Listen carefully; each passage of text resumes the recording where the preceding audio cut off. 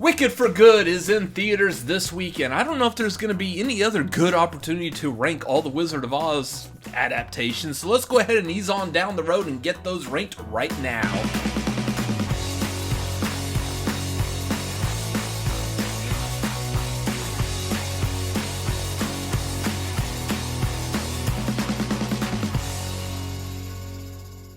Welcome to the Cinefanatics. My name is Robert Adams. Today I've got a ranking of all of the Wizard of Oz adaptations that I've seen. I don't know if this is going to be an entire list because looking through Wikipedia, there's a lot. There's a lot I didn't know of. Most of them are like small, like little like animation here, maybe a short film there, whatever. But there's a lot that I have seen, and I'm actually really surprised that I've got 6 films that I could rank. So let's jump into this spoiler-free. At number 6, Oz, the Great and Powerful. In 2013, Disney wanted to make a prequel to The Wizard of Oz, telling the origin of the wizard and the 3 witches. So they decided to adapt the 2003's Wicked based off of a book that came out in 1995, and it was very well loved. And wait, what? This isn't Wicked? This is some other storytelling origins, but not the story that people actually wanted? Really? Alright. While this is watchable, I would say, it's easily the most forgettable Oz adaptation. I remember the constant confusion and whiplash over which witch is which. That made it very, like, you didn't know just necessarily going into this movie, like, which one of the 3 witches was gonna play who, because we're basically making, Theodora Mila Kunis's character, seems to be not Elphaba, that's Wicked, seems to be Glinda the Good Witch, but, oh, nope, she's the evil witch, Theodora, not Elphaba, whatever. It's a game of who turns out to be who, and by the end, tonally, it was just all over the place for me, and it was just not that enjoyable. I'm sorry. Like, I love Sam Raimi, I love Wizard of Oz, Zach Braff. This just did not work for me. It is watchable, but whatever. Number 5, Return to Oz. Return to Oz was fun, but it feels like it was stuck somewhere between the beauty of the original Wizard of Oz and not quite going full Tim Burton in how dark and creepy this particular movie gets. This movie came out in the mid-'80s, so it got lost in what I feel like is a trope of 80s fantasy movies that are dark, but they're somewhat family friendly. I'm talking about movies like Neverending Story, Labyrinth, The Dark Crystal, and Return to Oz. These all feel like they're within the same genre. Hell, they could even probably take place within the same realm, but we just don't actually have anyone telling us that. It's fantasy elements that verge into very dark themes is what I feel like we get out of these movies. This one in particular, I did like it as a kid. I just didn't have the same awe and wonder in me that the original had. Maybe need a rewatch. It has been decades since I've seen this, but I do remember things like Fairuza Balk as Dorothy. I think she does a good job, even though it's the dark tone to it. The things that stood out to me were like the Wheelers that had that face on the head, and then they look up all of a sudden. That was kind of a jump scare to me.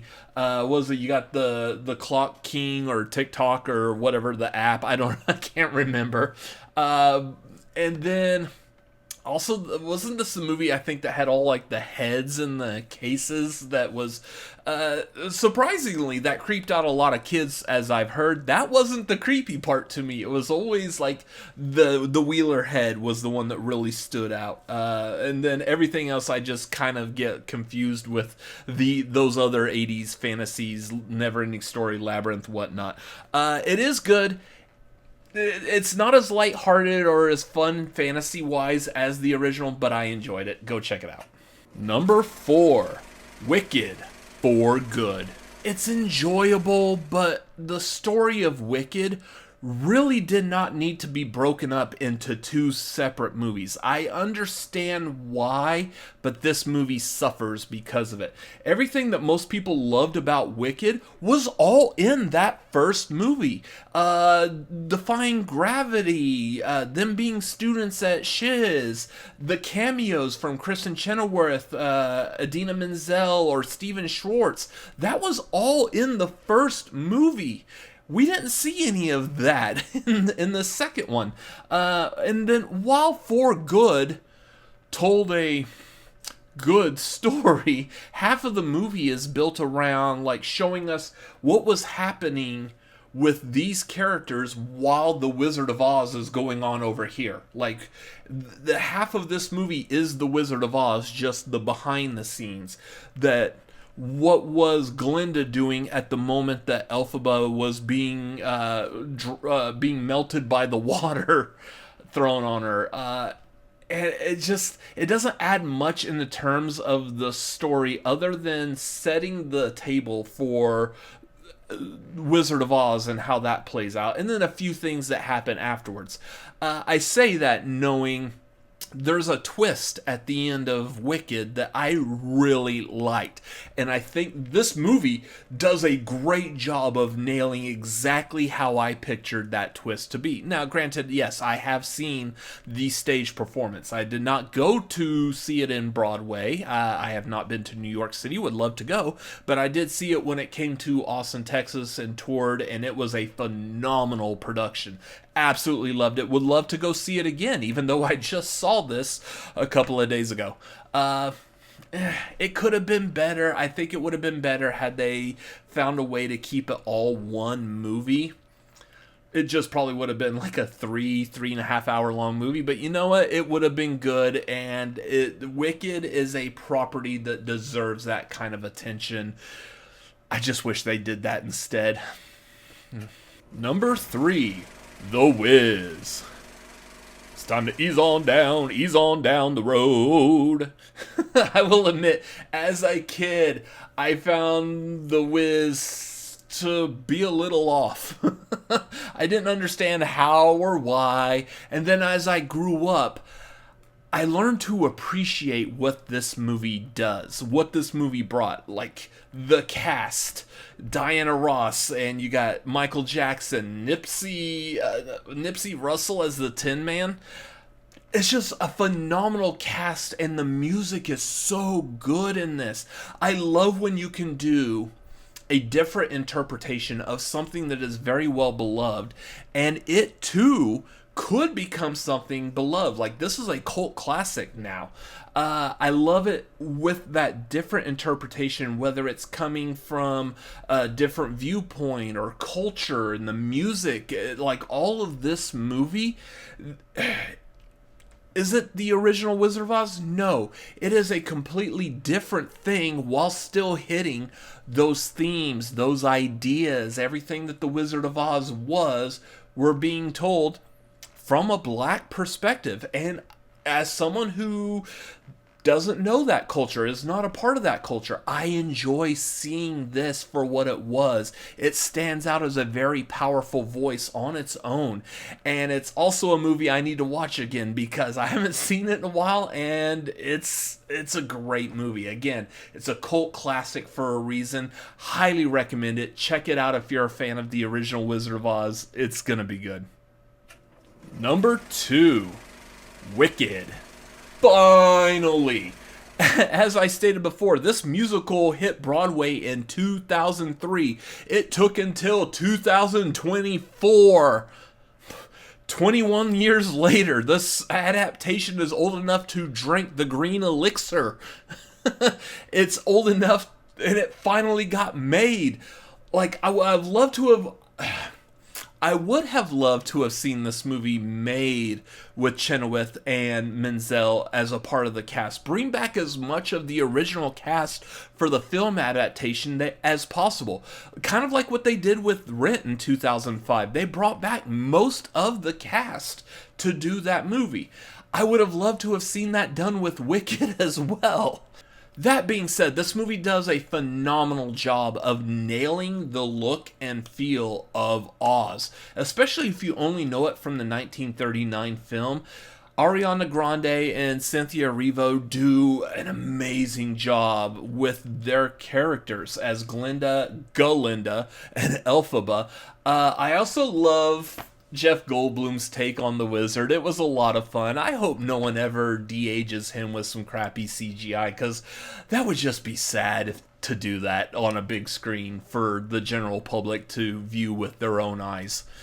Anyways, the rest of the cast was good as well. Michelle Yeoh, always a phenomenal actress, a phenomenal person to see on screen. Not much of a singer though, but you know what? I'll let that slide. Her Madame Morrible was really good.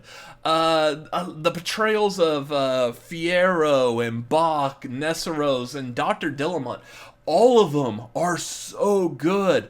I love how they were portrayed, especially, yes, how they continue to portray those roles in Wicked for Good, but I think they did phenomenal casting with this. The music is good. They did an amazing job hitting the notes, especially on Defying Gravity, that needed to be the standout showstopper, because that's the song it is. It is the standout and showstopper. That's why it ends the first half before intermission of the Broadway show. I love seeing this brought to the big screen. I just wish it was one single film instead of splitting it up. Number 1, The Wizard of Oz, 1939. It's the original. It cannot be remade or replicated, duplicated. You can't touch this movie. Leave it alone. The cast was outstanding, and really what I would compare each adaptation to. Like, sure, we've seen Dorothy again on the big screen. It ain't Judy Garland playing her. It's not Ray Bolger as the Scarecrow.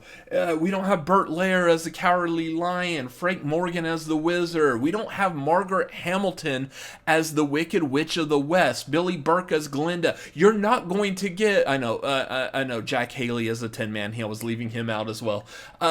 You're not going to get this cast ever again, and it was the cast that everyone bases the look, the feel, the sound. That's what it is. The Wizard of Oz is one of the best movies ever made. As a kid, I loved waiting every year. It always played once a year on network TV, and I loved waiting and anticipating when it was going to happen, because it is one of the best movies ever made. It was a big event in my house. Hopefully it was a big event in your house. Absolutely adored this movie. Number 1, without question. I don't know if you were thinking I was going to make anything else number 1 other than the original. That's going to do it for my ranking. What is your ranking? Let me know down below in the comments. Make sure you do the YouTube thing. Click like, subscribe, follow, comment, all whatever. Social media, the Cinefanatics on Twitter, Instagram, and TikTok. Follow me at RCA Reacts. Twitter, Instagram, TikTok, and Letterboxd. Also youtube.com/@RCA Reacts. Thank you for watching this ranking, and I will see you on the next one. Bye-bye.